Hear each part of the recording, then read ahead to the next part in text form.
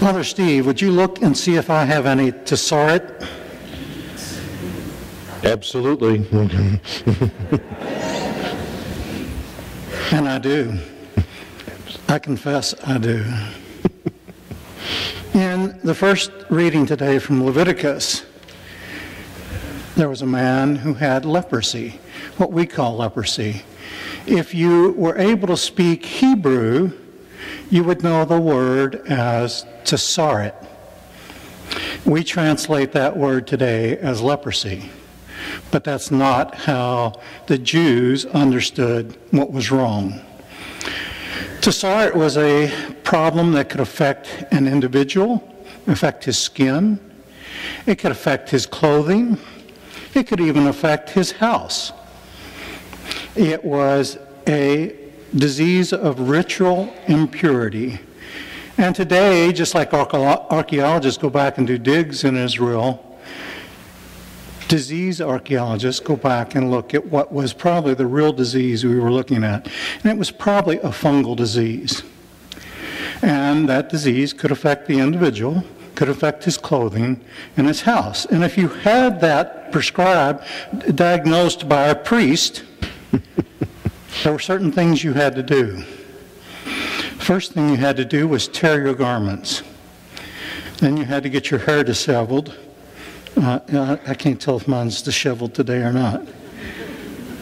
And then you had to go outside of the community. You could no longer live within the community. You were made an outcast. And anytime you walked around any place, you had to cry out, "Unclean, unclean." The purpose of all this was so that other people would know that you had this illness and so that you wouldn't spread it to them. The disease of leprosy probably did not exist in Israel at this time. It was probably a truly unknown disease. It is a terrible disease today, but it's not what they talked about in the Bible. More importantly, other than a disease, it was a ritual impureness. Today, we have the same ritual impureness. We all suffer from it. It's called sin. And yes, I have sinned. We all have sinned. We are all sinners, I believe, unless Mary is with us today. And that sin makes us unclean. It separates us from our community. Now, you may be sitting in a pew and saying, well, I'm here even though I'm a sinner, but psychologically, it does separate us from our community. We know when we've sinned. It's not a surprise. We clearly know that. We know our sin. And we know that sin is against another individual or even a group of individuals. And when we take that love away from those people, when we sin, we are separating ourselves from the community. The good news is, just like in the time of Leviticus, some 4,000 years ago, there is a healing for that. And Mark today in his gospel tells us about that. And what happens? A man comes with leprosy. He kneels down in front of Jesus and begs him, "Rabbi, make me clean."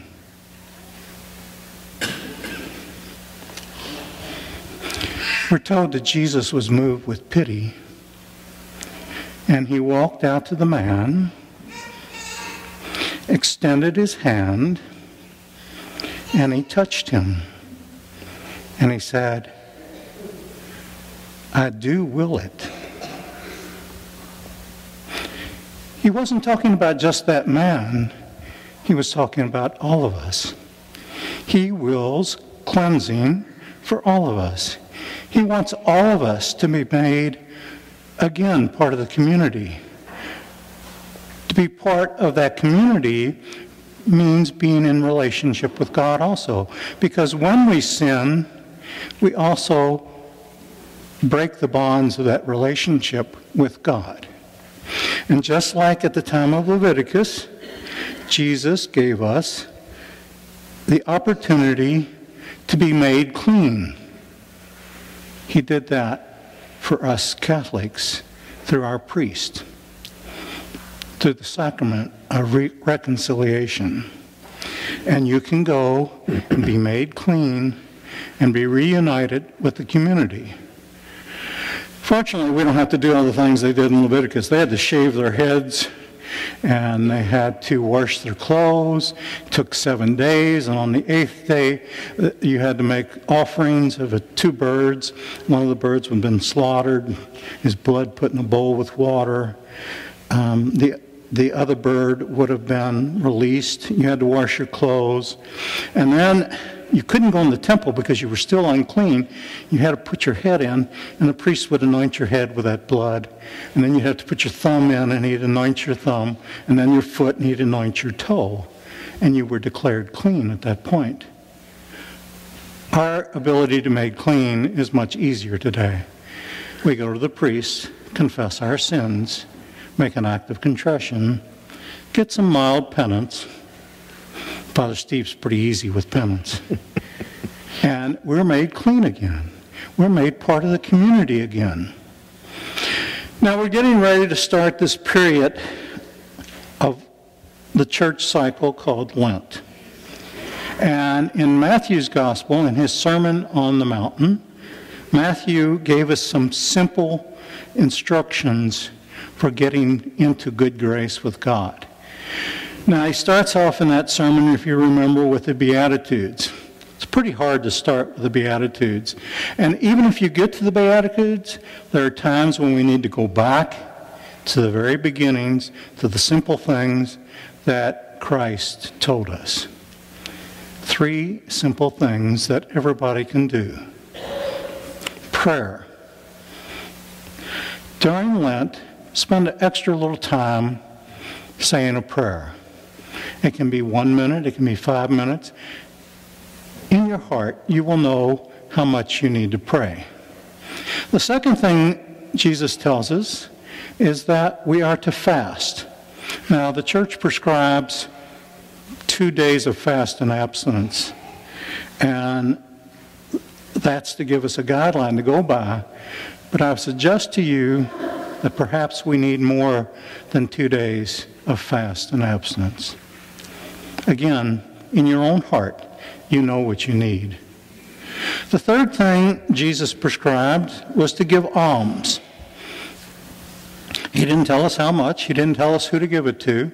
Again, you will know in your heart what you should give.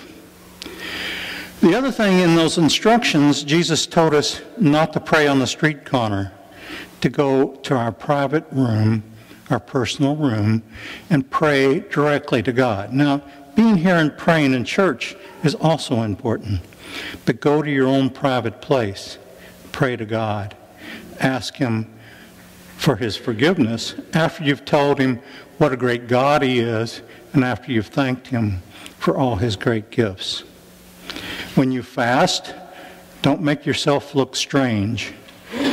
Make yourself look like you're in good spirits and healthy and happy. That's another way Jesus told us about fasting. And the third thing was giving alms. And He told us, don't let your left hand know what your right hand is doing, which means give until it hurts a little bit at least. 3 prescriptions for getting rid of Tessaret, to being again made holy and part of our community. And during Lent, find a time to go to confession to a priest as the church prescribes. Make your confession. Become clean again. Become a part of our community again.